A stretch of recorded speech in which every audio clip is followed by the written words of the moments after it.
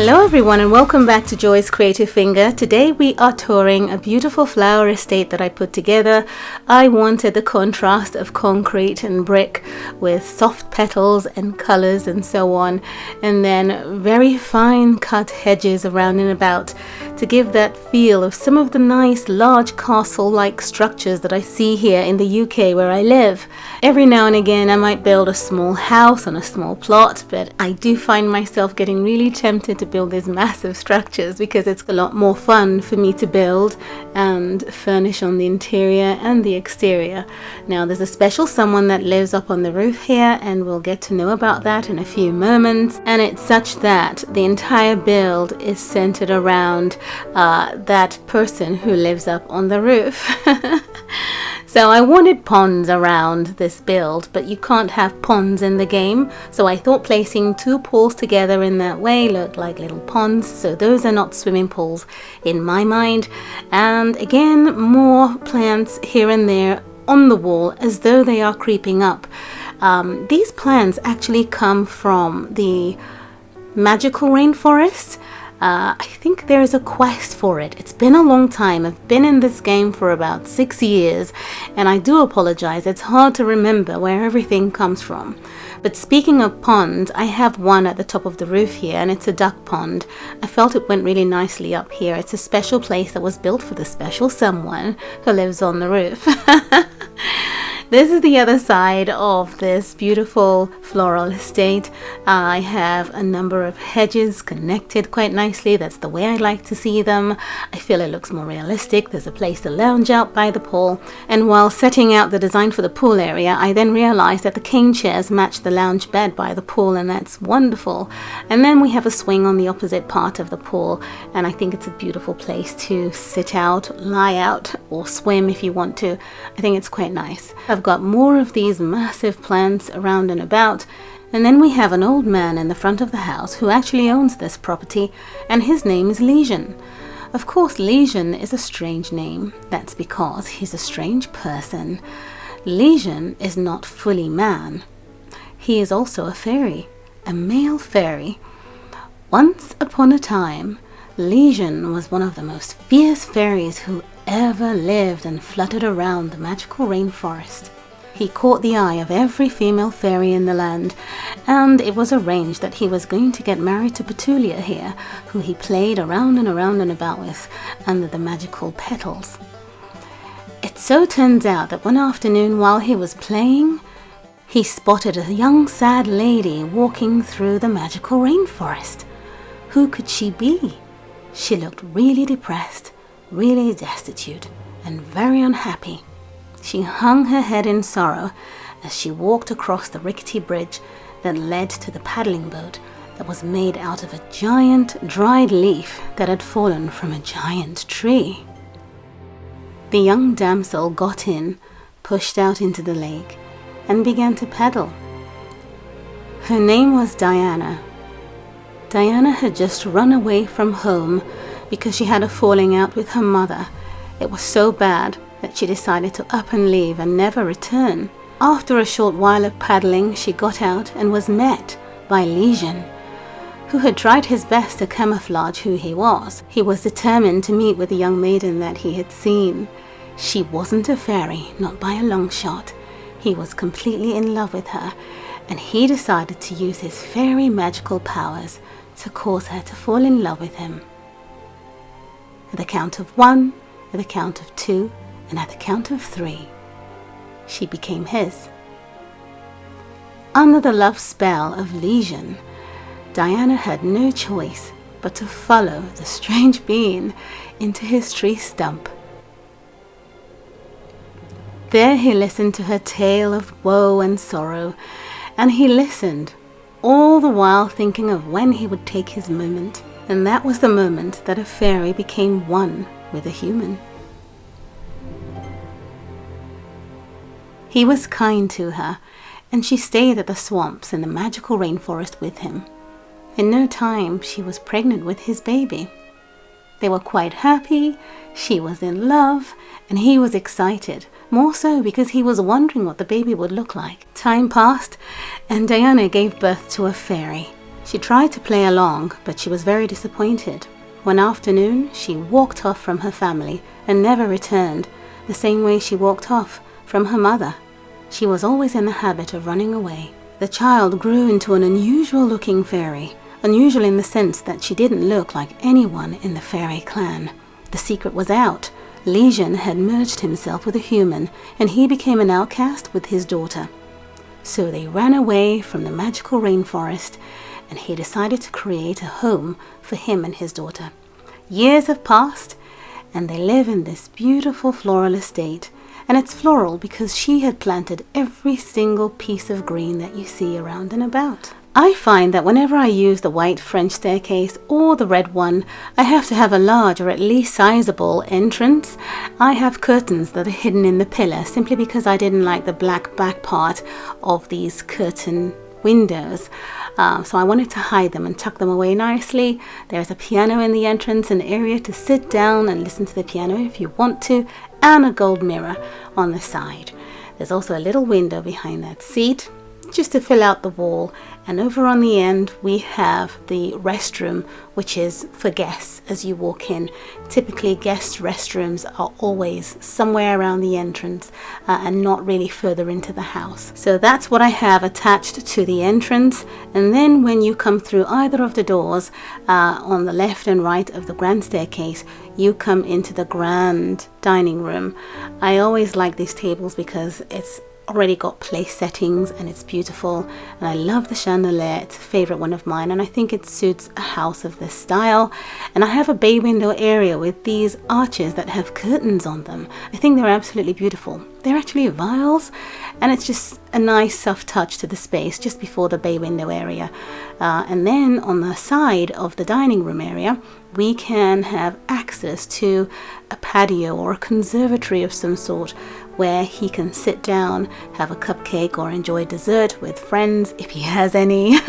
And there's also a little mirror in the space. It's a conservatory. He doesn't have a wife, so there isn't that much furnishing on the inside, and I did that intentionally. So this is what it looks like from the outside and up top, and it's a nice way to come out to those ponds outside. So you work your way back into the dining area here. It's a nice big sized room, and you can leave the dining room via any of the doors, as I say, on the left and right of the grand staircase in front. And then we have the kitchen on the opposite side of where we had the restroom. So that's the little door tucked away in the corner there, just so we can have a clear view. And we have a number of things in here, and I wanted it to look a little bit more traditional, and these French chateau cabinets are the perfect fit, and it's a great combination with the wallpaper as well. And there's a lot of good food and bits and bobs and fruits and stuff in here, and that's because of his daughter. She's very good with planting fruits and creating her own vegetables and so on. Now this is the way in past the grand piano into the living room area. Once again, as you know, we finished the back to the wall quest, where you can have separate wallpapers on different corners of different walls. And this is something I thought would work nicely for this part of the living room. It is a traditional home in a way, but still there are clear, clean areas, just because, as I say, there isn't a woman that lives here, so it's not filled with beautiful clutter. I like to call it beautiful clutter. And again, more curtains here and there. You find lots of these in old buildings and old castles and manors up in the country. So this is an overview for you, all running through from the hallway, the dining area, the bay window, the conservatory that leads out to where we have the pink trees and the little ponds out here.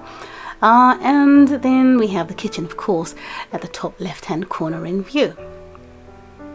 The floor plan was slightly complicated because the shape of the build sort of made things a little bit hard to get the rooms in the right places and have them make sense.